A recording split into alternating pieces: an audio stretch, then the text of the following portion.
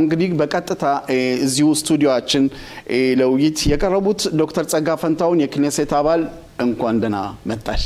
ጤና ይስጥልኝ አቶ ተስፋዬ አመሰግናለሁ። በዛ ላይ እንግዲህ አንዳንዴም ችርስ ማለት ይቻላል አይደል እንዴ? አዎ ዛሬ እንደውም ቀዝቀዝ ያለ ነው አይደል? የስራም ስኬት አንድ እንግዲህ በዛም ምክንያት ነው የመጣሽው። ከዛም በኋላ ደግሞ በመታደርጊው እንቅስቃሴዎች በእውነት በሰፊው እንወያያለን። በመጀመሪያ ያው ያቀረብሽው ህግ ተሳክቶ እንሆ ዛሬ ተገናኝተናል።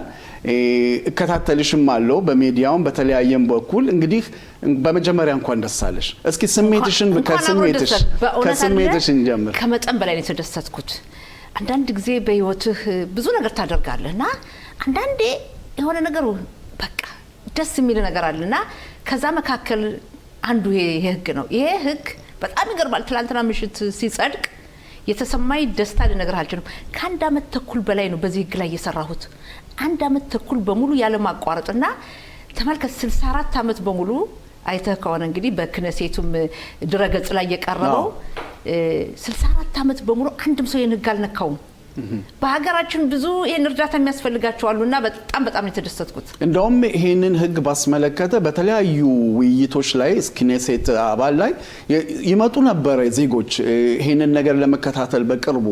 እንደውም አንድ ሸምገል ያሉ አዛውንትም ያየው መስሎኛል በዚህ በሞግዚትነት የራሳቸው የሆነ የግል ታሪክ የነበራቸው። እነሱስ እንዴት ነው ስሜታቸው? ካንቺ ሌላ ደግሞ የህዝቡ ስሜት? አንደኛ በጣም የተደሰቱት የሚገርምህ አሁን ያልካቸው ሰውዬ ሲናገሩ ልጃቸው ወታደር የቆሰለን ተዋጊ ከኔ በፊት 80 የክኔሴት አባላትን በ8 አመት ውስጥ እየመጣው ባካችሁ የህግ ቀይሩ ስል አንድም ሰው ፈቃደኛ አልሆነም። ፈቃደኛ ሆነሽ አንቺ በመውሰድሽ እዚህ ደረጃ በመድረሴ ብሎ አለቀሱ። ትላንት በደስታ ነው ማለት ደስታም ያስለቅሳል። እና በእውነትም ህጉን ለተመልካቾች እንግለጸው።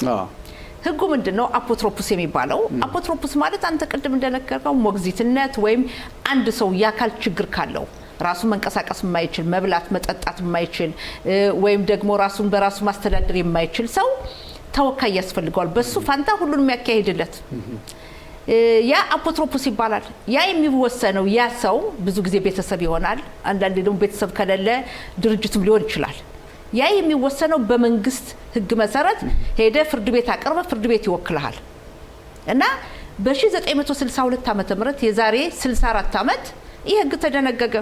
ሲወለዱ ያካል ጉዳት ያላቸው አሉ፣ ወታደር ይቆሰሉ አሉ፣ ቢተዋህሉ የሚገንዘብ የሚሰጣቸው አሉ፣ መከላከያ ኃይሉ የሚሰጣለ የተለያዩ ጉዳት የደረሰበት ራሱን የማያስተዳድር ሰው እነሱን በመወከል የሚሰራ ተመደበ። ግን በጊዜው ምን ነበር ህጉ የሚለው? ያ የተወከለ ሰው ባንክ ሄዶ 500 ሸቄል ባንክ ቀርቦ ማውጣት አለበት። ለዛ ሰው ለምግቡም፣ ለመድኃኒቱም፣ ለልብሱም ለሁሉም ነገር። ያን የነበረ ህጉ። አሁን ባለንበት ዘመን 500 ሸቄል ትንሽ ነው። አንደኛ በቀን 500 ሸቄል እንደምታወጣው፣ በሁለተኛ በዘመኑ ቴክኖሎጂ በካርድ ሳሽራ እንከፍላለን፣ በካስፖማት ገንዘብ እናወጣለን፣ በተለያዩ መንገዶች እንከፍላለን። ያ አለበል። ከዛ በተጨማሪ ባንኮች በቴክኖሎጂው ብዛት የተነሳ ቅርንጫፋቸው እየተዘጉ ነው እና በየጊዜው ቅርብ የነበረ ባንክ የለህም። በአሁኑ ሰዓት ቁጥራቸው ቀንሷል። ለምን? ቴክኖሎጂ ነው ህዝቡ የሚጠቀመው። እና በጣም ያሳዝናል። ምሳሌ ልስጥ። እኒህ አዛውንት ያያቸው በክኔሴት ልጃቸው የዛሬ 11 አመት ጹኬታን በተባለው ተዋጊ ልጃቸው አዛ ይቆስላል። ቆስሎ ራሱን መቆጣጠር አይችልም። መከላከያ ሚኒስትር ፈቅዶ በየወሩ ገንዘብ ይሰጣቸዋል። ቤተሰቡ ኃላፊነት ወስደዋል። አፖትሮፖስ የልጁ መድኃኒት በወር 3000 ሸቄል ነው። አሁን 3000 ሸቄል አውጥተው በአንዴ መድኃኒት መግዛት አይችሉም። አንዴ ማውጣት የሚፈቀድላቸው 500 ነው። አሁን 500 ሸቄል ስለሆነ 6 ጊዜ ባንክ ተመላልሰው 3000 እስኪሆናቸው ይጠብቃሉ። ለምግቡም አለ፣ ለልብሱም አለ፣ ሌላም ነገርም አለ። ለዛም ማውጣት አለባቸው። አሁን ባንኮች እየተዘጉ ሲሄዱ 2-3 አውቶቡስ ይሄዳሉ አሉ ሰውየው። እና እንዲህ አይነት ብዙ አሉ። ቢተዋህሉ ደግሞ የሚሰጣቸው እስከ 18 አመት ያሉ ልጆች ችግር የለም፣ በወላጆቻቸው ስር ናቸው። 18 አመት ሲሆናቸው ከማግስቱ ጀምሮ ግን ቅድም እንዳልኩ ነው ቤተሰቡ እንደገና እንደ አዲስ አፖትሮፖስ ፍርድ ቤት ይቀበላሉ። ያ አለበልና በጣም ገንዘቡ እያለ ገንዘቡን መጠቀም አልቻሉም። ወደኛ ህብረተሰብ እንምጣ። አብዛኛውን አዛውንቶች ወላጆችን የሚይዝ ሰው ሽማግሌ ወላጆችን የሚይዝ ልጅ ነው በእኛ በባህላችን። በፈረንጆቹ አንዳንድ ጊዜ ሌሎች ድርጅቶችም ይወስዳሉ። ያን የሚይዙ ሰዎች ከቤተሰብ መካከል አንዱ ኃላፊነቱን አፖትሮፖስ ይቀበላል ቢቷህ ሎሚ ገንዘብ ያስተላልፋል ቅጽባት ዚክና ንኹት ሊሆን ይችላል ገንዘቡ ባንክ ይገባል ግን ያ ሰው ሄዶ ማውጣት የሚችለው ባንድ ጊዜ 500 ሸቀል ብቻ ነው ወይም ደግሞ ቴክኒክ ሂሳቡን በጎን ገንዘብ እናስቀምጥላቸው ካሉ ለምሳሌ አዛውንቶች ከዚህ ዓለም ሲለዩ ለመቃብር ሐውልት መስሪያ አለ ማደሻ አለ ተስካር አለ አመታት አለ ብዙ ነገር አለ ለዛ በጎን ገንዘብ ላስቀምጥ ምትል አትችልም እና ይሄ ህግ ለምንድን ነው ይሄን ያክል አመት ያልተቀየረው ገንዘብ አለ በጀት አስጡና አትልም ይሄ ቢሮክራሲ ለሙጣውረዱ ያ ነው እና ባንኮች ምን ይላሉ እኛ ችግራችሁ ይገባናል ይሏቸዋል በብዙ ሺህ የሚቆጠር ህዝብ እኮ ነው ችግራችሁ ይገባናል ግን ባንክ እስራኤል ብሔራዊ ባንክ አይፈቅድልንም የእስራኤል ብሔራዊ ባንክ ደግሞ ምን ይላል አፖትሮፖስ ይሄንን የሚመለከተው ክፍል አይፈቅድም የህግና ፍትህ ሚኒስትር ደግሞ አዎ ይሄ ነገር ህግ ካልተለወጠ ህጉ ካልተቀየረ አንችልም ኦኬ 64 አመት በሙሉ ይፈጀው እኔ ራሴ ይሄንን ነገር መጥቶ ሰውየው ነገሩ ሌሎችም እየመጡ ክነሴት እየመጡ ሲናገሩ ከ80 በላይ ክነሴት አባላት በዚህ አመታት ጠይቀን ሁሉም አልፈቀዱም አልወሰዱም ሲሉኝ የለን ለማንቀሳቀስ እኔ ራሴ እንዴ እነሱም ካልወሰዱት ምክንያት ይኖራል ብዬ ነበር በኋላ ግን ሳስበው የበጀት የገንዘብ ጥያቄ ስትል ገንዘብ የለም ይሏል ጦርነት ነው የተለያየ ይሄ ግን ገንዘቡ አለ ገንዘቡን አውጥቶ መጠቀም ነው የግል ገንዘብ ነው አዎ እና ይሄ ነገር ባቀረብኩበት ሰዓት ምን አሉ ይሄ ነገር እኮ ደግሞ አደገኛ ነው እነዚህን ሰዎች አፖትሮፖስ ነው የሚሰሩት ገንዘቡን ሊወስዱባቸው ይችላሉ የሚያጨረብሩ ይኖራሉ በአገራችን ሌባ ሞልቷል በየትም ቦታ በማንኛውም ክፍል ሌባውን የመያዝ ለፍርድ የማቆም ኃላፊነት ያለው ፖሊስ አለ ፍርድ ቤት አለ በተወሰኑ ሰዎች አጨርባሪ ያለው ተብሎ ሁሉንም ሰው አትቀጣው እና ይሄ ነበር ህጉ በእውነት ህጉ ካለፈው በኋላ አሁን ባልሹ መሰረት ያ ሞግዚት በእውነት ከመጠን በላይ በብሩ የሚጠቀምብና እንደማይጠቀም ምን አይነት እርምጃዎች ይወሰዳሉ ማንስ ይሄንን ይከታተላል እንግዲህ ብዙዎቹ እንዳልሹ በሽተኞች ወይ አዛውንቶች ራሳቸው ማስተዳደር የማይችሉ ናቸው የሞግዚትነቱ ህግ ከወጣ በኋላ ይሄ መጠን አሁን በሰፊው ሆኗል በየትኛውም በዲጂታል መክፈል የሚችሉበት ነው ግን ይሄን ደግሞ የሚከታተል ማን ነው ይሄስ እንዴት ታዩዋለሽ በጣም ጥሩ ጥያቄ ነው ተስፋ ያነሳው በህጉ ላይ ያስገባ ነው በዚህ ላይ ጨመርኩት መነሰለ ይሄውንና ቁጥጥር ግን መኖር አለበት ያ የሚቆጣጠረው ማን ነው ለምሳሌ ያክል ባንክ አሁን አንተ የራስ ባንክ ሂሳብ አለህ እኔ ራሴ ሂሳብ አለኝ የነዚህ አይነት ሰዎች ግን ተወካይ አፖትሮፖስ የሆኑ ሂሳቡን ባንኩም ያውቃል ባንክ ዝም ብሎ አይደለም የሚሰጥህ ከፍርድ ቤት ውክልና መኖሩን የፍርድ ቤት መረጃ አለህ በዚህ ምክንያት ባንኩ መከታተል አለበት የባንክ ተቆጣጣሪዎች እንዳሉ ሁሉ ያ ሰው በየጊዜው የሚያወጣው ገንዘብ ስንት ነው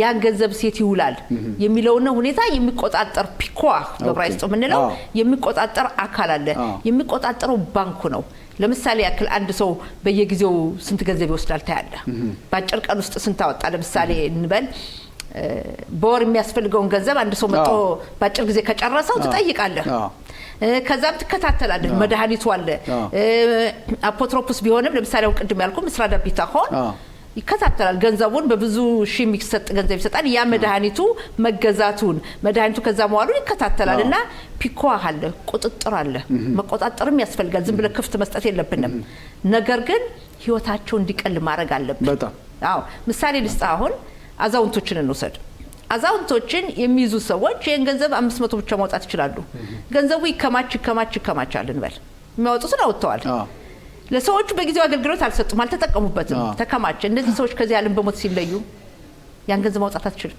ኦኬ አየው እና ስለዚህ ዋናው አላማ ሰዎቹ በህይወት ዘመናቸው በገንዘቡ እንዲጠቀሙ ነው ለዚህም ነው መንግስት የሚሰጥበት ቢተዋህሎ የሚያማካኝነት ንኹት የሚሰጠው ለዚህም ነው መከላከያ ኃይሉ ጉዳት የደረሰበት ወታደሩ ባይምሮም ሊሆን ይችላል በአካልም ጉዳት ሊሆን ይችላል እኛ እነሱነን ገንዘብ መስጠት ግዴታ ነው ኑሮቸውን ማመቻቸትም አለብን መድኃኒቱን ምትል ማንኛውም ማሟላት አለበት ግን ገንዘቡ ተፈቅዶ እነዚህ ሰዎች መድኃኒት ማያገኙ ከሆኑ በሰዓቱ ምግብ በሰዓቱ ማያገኙ ከሆነ እንክብካቤ ማያገኙ ከሆነ ያ ገንዘብ ካልወጣ መጨረሻ ላይ ያ ገንዘብ አይወጣም ለዘላለም እነዚህ ሰዎች ከዚህ ዓለም በሞት ሲለዩ ያ ገንዘብ ወደ ሀገሪቱ ነው የሚገባው እና ሰዎችን የመንከባከብ ኃላፊነት የወሰዱ ሰዎች ኃላፊነት በሞላበት መንገድ እንደሚንከባከቡ ለምሳሌ አንድ ሌላ ሰው ምን አሉ ልጄ በውትድርና ቆስሏል ልጄ ከእንግዲህ አያገባም ልጄ በ20 ዓመቱ ነው የቆሰለው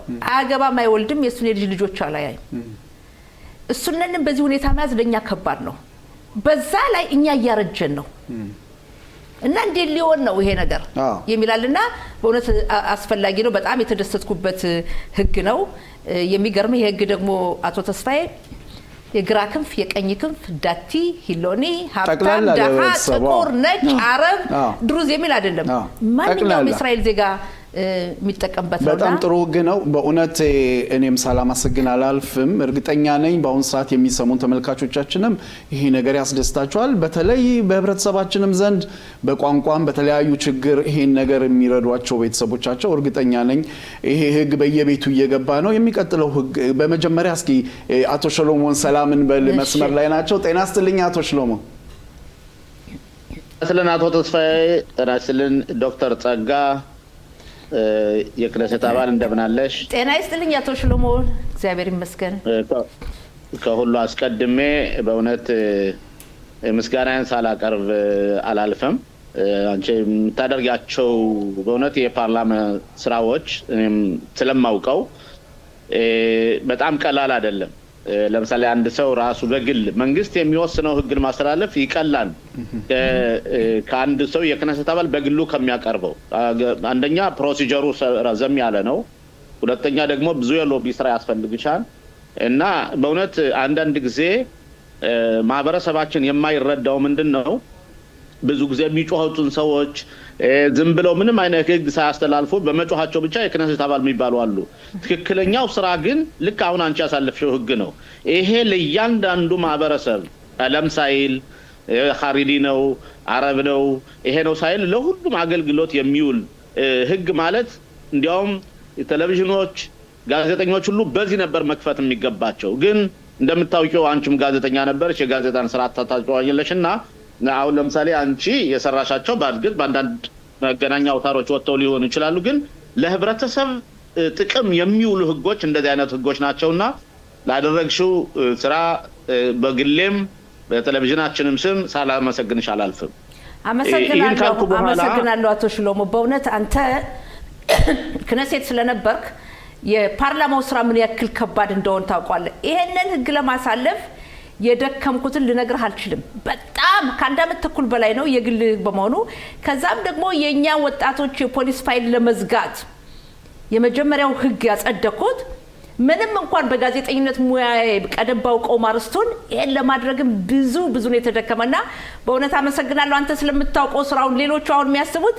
ትላንትና ድምጽ ተሰጣ በቃ ነው ገባ ነው አይደለም እንደዚያ ሳይሆን ብዙ ሂደቶች አሉ ከግብጽ ከኮሚቴዎች እነዚያ በነጋገር ብቻ ሳይሆን በተለይ ይሄ ህግ እንዳይጸድቅ የሚፈልጉም አሉ በተለይ የባለሙያ ሰዎች ዋናው ቻሌንጁ በእርግጠኛ ነው የነበረው ህግ እንዳይቀየሩ የሚፈልጉና ፍርሃትም ያለባቸው ናቸውና በእርግጠኝነት ያው ገዡ ፓርቲም የሊኩድ ፓርቲም አንጅም ከጀርባሽ ሆኖ ይሆናል ብዬ ነው የማስበው እና ሌሎችም ለማንኛውም አሁን ይሄን ካሳለፍሽ በኋላ ሶስተኛ ህግሽ አሁን ለማስተላለፍ እየሰራሽበት ያለውን ህግ ብታሳትፊን ለማህበረሰቡ በጣም ጥሩ አሁን ያቀረብኩት ህግ አንዱ እንግዲህ ለሌሎች ማህበረሰብ ይሆናል ብዬ ነው የማስበው የኛ የኢትዮጵያ ቤተ እስራኤሎች ታሪክ በእስራኤል ትምህርት ቤት መማር አለባቸው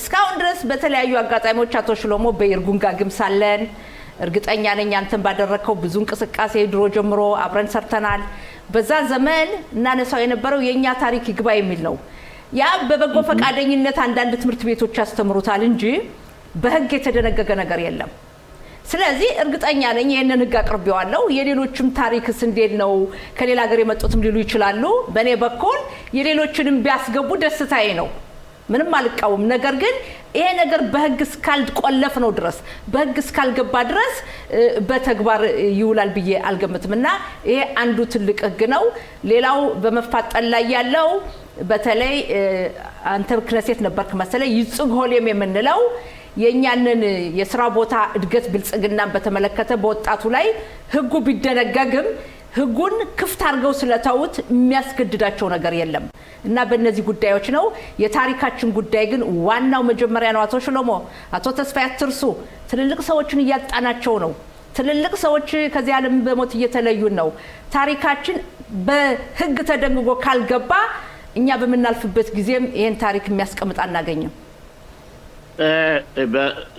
አሁን ያኛውን ህጉን የጽግ ሆሌም ወይም ደግሞ የኢትዮጵያውያኖች እንደ ብዛታችን ተወካይ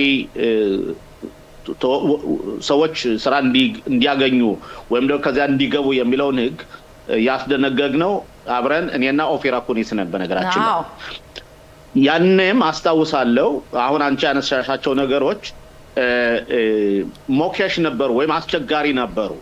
አስቸጋሪ ስለነበር መጀመሪያኛ ህጉን ማስደንገግና የህጉን ራሳቸውን የሚተገበር ከሆነ ሙሉ በሙሉ ካልሆነ ግን ማስተካከያ ለወደፊት ይሰጠዋል ብለን አስብበት የነበረው ነውና ምን ታደርጊው ማስተካከያ አንቺ በፊት የክነሰት አባላዎች ነበሩ አላደረጉትም። አንቺ በማድረግሽም በዚህ ላይ እየሰራች በመሆኑ አሁንም አመሰግንሽ እፈልጋለሁ።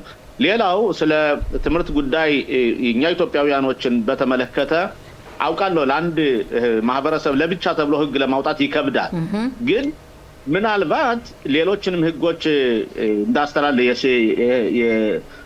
ሆቅ ሞረሸት ያሉት ኢትዮጵያ እንደዚሁም የስግዱን በዓለም ሌሎችንም እንደዚህ አይነት ህጎችን ሲደነግግ የተጠቀምንበት አንድ ሁሉም ላይ ሊቃወመው የማይችላል። ለምሳሌ እኛ ኢትዮጵያውያኖች ከሌሎች ማህበረሰቦች ለየት ያለ ታሪክ አለን። የነበርነው ከኢትዮጵያ ነው፣ ኮርነር አፍሪካ ነው። እዛ የነበርንበትና ከማህበረሰቡ ጋር በጣም ተለይተን ስንኖር ስለነበረ የጂኦግራፊ ብቻ ሳይሆን የግንኙነት አልነበረም። ለውለሽ ደግሞ ነጮች ደግሞ የጥቁር ይሁዲ አለ ብለው አያምኑም ነበር። ልክኛ ኢትዮጵያውያኖች የነጭ ይሁዲ አለ ብለን ስለማናስብ አናውቅም ነበርና መሰረታዊ መንቀሳቀሻዎችና መንደርደሪያዎች እነዚህ ነገሮች ናቸው። ስለዚህ በእርግጠኝነት በዚህም ብዙ ፕሮፌሰሮች ሆክሬም ሌሎችም አሉ የኛ ወጣቶችም አሉ ሊያግዙ ይችላሉና በእውነት ህብረተሰባችን ሊጠቅሙት የሚችሉት ነገሮች እንደዚህ አይነት ነገሮች ናቸውና አሁን ሁለቶችን ህግ ነግረሽናል። ሌላ ሶስተኛ ህግ ምን አለ? መጀመሪያው ጥሩ ሀሳብ ነው ያመጣው። በጣም ለምን መሰለ ብዙ ጊዜ የሀገራችን ፖለቲካ ሁሉን አቅጣጫ እየወሰደው በዚህ በመሰረታዊ ጉዳዮች ላይ በተለይ በማህበራዊ ጉዳይ ላይ ብዙ ትኩረት አልሰጠንበትም እና በጣም ነው ደስ ያለኝ አሁን ያነሳው ጥያቄ። አቶ ሽሎሞ ያነሳው ጥያቄ በጣም አንገብጋቢ ነው። በእስራኤል ሀገር ህግ ሲደነገግ ለአንድ ህብረተሰብ ብቻ አይሆንም እንላለን፣ የታወቀ ነው። የፖሊስ ፋይል የኛ ልጆች በፖሊስ ፋይል የሚከፈትባቸው እንዲዘጋ የሚለውን ይሄን ህግ ሳቀርበው ምን አስበው ነበር አቶ ሽሎሞ? አቶ ተስፋዬ ምን አሉኝ መሰለሽ? ጸጋ ለአንድ ህብረተሰብ ብቻ ህግ አይሆንም አሉኝ። ነገር ግን እኔ ያመጣው ጥናት መረጃ በክነሴትም የጥናትና ምርምር ክፍሉን ጠይቄ ያመጡልኝ መረጃ የኛ ህብረተሰብ በፖሊስ የሚጎዱና ፋይል የሚከፈትባቸው ቁጥር ከሌላው ማህበረሰብ ጋር ሲወዳደር በ5 እጥፍ ከፍተኛ ነው። ስለዚህ ይሄንን መረጃ ይዤ በመምጣቴ ይሄን በማጥናቴ ሌላው አትርሳ ጋዜጠኛውኝ ብዙ አመት በመስራቴ የዩኒቨርሲቲ በአካዳሚክ ሰው በሆነ መረጃዎችን ይዤ ስለመጣው የህግ ያው አቅርቤው የመጀመሪያ ህግ እንደጸደቀና የበርካታ ወጣቶች ፋይል እንደተዘጋ እናውቃለን። አሁን ያልከው ደግሞ በባህላችን ጉዳይ የመጣን እንደሆን የኛ የኢትዮጵያ ቤተ እስራኤሎች አንተ እንደገለጽከው በአፍሪካ የጥንት ይሁዲዎች የጥንት ሃይማኖት ጠባቂዎች በኖርንበት አካባቢ አንተ እንደገለጽከው ተገለን የኖርን ሰዎች ከሌላው የአውሮፓ የአሜሪካ ይሁዲ ጋር ግንኙነት ያልነበረን ሰዎች ግንኙነቱ ከ150 ዓመት በፊት ብቻ የተጀመረው የራሳችን ልዩ ታሪክ አለን፣ የራሳችን ልዩ ባህል አለን እና ይሄን ለማስቀመጥም የሌሎችን ህግጋት የሌሎች ህብረተሰብስ ቢሉ እኔ አልቃወም፣ የሌሎችን ህብረተሰብ አታቅርቡ አንልም። የኛ ግን ሌት ያልን ስለሆነ መረጃውም ስላለን ጥናቱም ስላለን እኛ በህይወት እስካለን ድረስ ማስቀመጥ አለብን። እርግጠኛ ነኝ አቶ ሽሎሞ የፖሊስ ፋይሉ እንዲዘጋ አናምን ብለ የነበረው እንዲዘጋ እንዳደረኩት ይሄም እንደሚሆን አልጠራጠርምና ይሄ አንዱ ነው። ሌላው ህግ ልንገርህ፣ በህግ አሁን የምፈልገው ገንዘብ ይጠይቃል፣ ብዙ ያከራክራል። ካሁን በፊትም አንስቸው አልተቀበሉኝም፣ እንደገና አቅርቤዋለሁኝ። በሱዳን የመጣው ወገናችን አቶ ሽሎሞ በሱዳን የመጣው ህብረተሰባችን የህይወት መስዋዕትነት የከፈሉት ከፍለዋል። የመጣው ህብረተሰባችን የአካል ጉዳት የደረሰበት የመንፈስ ጉዳት የደረሰበት የአይምሮ ጭንቀት የደረሰበት አምቆ በመያዝ የእስራኤል አምላክ እንኳን ኢየሩሳሌም አገባን በማለት ትቶ የነበረው ህብረተሰባችን ቁጥሩ እየቀነሰ እያረጁ ከዚህ ዓለም እየተለዩ ነው። ለነዚህ ሰዎች ዕውቅና መሰጠት አለበት። አንድም ህብረተሰብ ባለማችን ላይ አንድም ይሁዲ በመላው ዓለም የተበተነው ወደ ቅድስት ሀገሩ ወደ ኢየሩሳሌም ለመመለስ የህይወት መስዋዕትነት የከፈለ የለም እና ይሄ ነው ገንዘብ መስሏቸው ሊያከራክር ይችላል፣ ግን ዕውቅና መስጠት አለ። አቶ ሽሎሞ አቶ ተስፋዬ ሁላችንም እናውቀው በሱዳን የሞቱ ሰዎች የመታሰቢያ ሐውልት እንዲሆን የኛ ትግል አይደለም አቶ ሽሎሞ? ስንቱን የታገል ነው ይርጉን ጋር ስግድ በዓል እንዴት ነው የኛ ትግላችን ነው። ዶክተር ጸጋ ይህንን በተመለከተ እኔ ክነሰት በነበርኩበት ጊዜ እንዲያውም የቤተሰቦቻቸው የሞቱባቸው የሳይኮሎጂ ችግር አለባቸው፣ ትራውማ አለባቸው፣ የገንዘብ እርዳታ ሁሉ ይሰጣቸው ብለን ህጉን አቅርቤ ነበር። ያስታውሳለሁ ዩቫል ሽታይንስ ነበር የገንዘብ ሚኒስትር፣ ጠቅላይ ሚኒስትር ቢንያሚን ኔታንያሁ ደግፈው ነበር። ግን የገንዘብ ሚኒስትር ለኢትዮጵያውያኖች ከሰጠ ለሌሎችም ደግሞ እየፈለግን ልንከሰስ ነው ህጉን እንዳይደነገግ አድርገውታል። ከዚያም ዶክተር አብርሃም ሞክሮ ነበር፣ አልተሳካላቸውም። አሁን አንቺ ሄድሽበት አቅጣጫ ምናልባት የገንዘብ እርዳታ ሳይሆን መንግስት ዕውቅና እንዲሰጣቸው የሚለው ምናልባት ሊያልፍ ይችል ይሆናል። ግን በእውነት ብዙ ሰዎች ዛሬ የምናውቃቸው 5፣ 6፣ 7 እናት አባታቸው የሞቱ ብዙ የቀሩባቸው በጣም ብዙ አለ እና ይሄ የሁለተኛው ትውልድ እንዲያውም የሚያልፈው ትራውማ የበለጠ ነው ከመጀመሪያው ትውልድ እና አሁንም ቢሆን በእርግጠኝነት ጊዜ ካለሽ እንደገና ሁለተኛ ካዴንሽን እንድትመረጭ ደግሞ ተስፋ እናደርጋለን። መስራት ያለባቸውም ሰዎች መስራት አለባቸው እንድትመረጭ። ያ ከሆነ ምናልባት ህጉ እንደገና ሊጸድቅ ይችላል። በትክክል አቶ ሽሎሞ ያልከው ገንዘብ ብቻ አይደለም በህይወታችን፣ ዕውቅናውም አስፈላጊ ነው። መጀመሪያ ዕውቅናውን እንያዝ። ዕውቅናውን ከያዝን በኋላ ከዛ በኋላ ደግሞ ሌላውን እናደርጋለን። ለምንድን ነው ያለው? እንግዲህ 40 ዓመት እያለ አልፏል። በሱዳን የመጣው ወገናችን የህይወት መስዋዕትነት የከፈሉትን እንተወው አልፏል። ግን ሌሎቹ ያሳለፉት ሰቆቃ አንተ እንግዲህ አይተዋል፣ አልፈዋል ያ መንገድ እና ያን ያሳለፉት ሰዎች ከቤተሰብ መካከል አንድ ሰው ያልቅ ደረሳለ ወይም አንድ ሰው ብቻውን ይደረሳለ። ልጆቿ ሙተውባት በሱዳን በረሃ ከዚህ ከመጣች በኋላ ሳትወልድ መካኑን አይቀረቻለች። ብዙ በሽታ ያጋጠማቸዋል። የአይምሮ ሁከት የደረሰባቸው ብዙ አሉ። ይሄን በሙሉ አምቀን ይዘነው አልተናገርንም፣ እነሱም አልተናገሩም። የኛ ኃላፊነት አለብን። አቶ ሽሎሞ የክነሴት ስራ በአንድ የክነሴት አባል የሚወሰን አይደለም። እኔ እስራኤል አምላክን አመሰግናለሁ። በአንድ በኩል ምልህ ዝግጁ ሆኜ ነው የመጣሁት። ህብረተሰቡንም ብዙ አመት ስላገለገልኩ አውቀዋለሁ። ችግሩንም በኢርጉን ጋግም አብረን ብዙ ሰርተናል። በአጋጣሚ አቶ ሽሎሞ ፖለቲካ ከመግባቱ በፊት በ1989 እንደ ፈረንጆ አቆጣጠር ተማሪ በነበርንበት ጊዜ ዩኒቨርሲቲ ውጅስ የተባለ የዓለም ይሁዳውያን ማህበር ነበር። የዛ ማህበር ሆኖ የዛሬ ስንት አመት ነው አቶ ሽሎሞ? የዛሬ 37 አመት ሊሆን ነው ተመርጦ ነበር፣ ሊቀመንበር ነበር። የዓለም እኮ ነው እና እንቅስቃሴ የጀመርነው ገና በልጅነታችን ነው እና ይሄ እንቅስቃሴ ጊዜ ቢጨርስም ቀስ በቀስ ውጤት እያመጣ ነው እና ይሄንን ማድረግ ይኖርብናል ነው የምለው። ሌሎችም ብዙ ህግጋቶች አሉ። አሁን እንዳልኩ አቶ ሽሎሞ ባሁኑ የክነሴት ዘመን ላይ ያልቅ ይችላል። ለሚቀጥለው እቀጥልበታለሁ ብዬ ተስፋ አደርጋለሁ። እንግዲህ በእውነት ዶክተር ጸጋ በእውነት በመጀመሪያ እንደገና እንኳን ደስ አለሽ፣ ለሁላችንም እንኳን ደስ አለን። ለሚቀጥሉት አላማሽ የስራሽ ስኬት እንግዲህ በጥሩ እንመኛለን። እኛም ከጎንሽ ነን። ቀጥይበት ነው የምንለው። በእውነት ሰዓት ስላጠረ ነው እንጂ ብዙ በጠይቅሽ ጥሩ ነበር። የመጨረሻ የምትይው ካለ ግን ጨርሰናል። የመጨረሻ የምለው ነገር ወገኖች ይሄን የሚመለከቱ ህግ መደንገጉን የህጉን አጸደቅኩኝ በጣም ደስ ብሎኛል። በእውነትም ብዙ ስራ ነው፣ ደስ ብሎኛል። ያ በቂ አይደለም፣ እንድትጠቀሙበት ነው። ይሄ ህግ እንዲወጣ ያደረኩት እንድትጠቀሙበት ነውና ህጉን ተጠቀሙበት። በዚህ አጋጣሚ ህጉን አውቃችሁ ተጠቀሙበት። ህጉን ነን ካልተጠቀማችሁበት የኔ ድካም ዋጋ የለውም፣ በወረቀት ላይ ነው የሚቀረው። በእስራኤል ታሪክ ዶክተር ጸጋ ፈንታሁን መላኩ በክነሴት ይሄንን ጋር አስገባች ተብሎ በወረቀት ነው የሚቀረው። ያ አይደለም የኔ ዓላማ። የኔ ዓላማ እንድትጠቀሙበት ነውና የክነሴት አባል ዶክተር ጸጋ ፈንታሁን ስቱዲዮ ድረስ መጥተሽ ስለሰጠሽን ቆይታ በእውነት እናመሰግናለን። መልካም ቀን፣ መልካም ስራ። አመሰግናለሁ። እንዲሁም አቶ ሽሎሞ አመሰግናለሁ።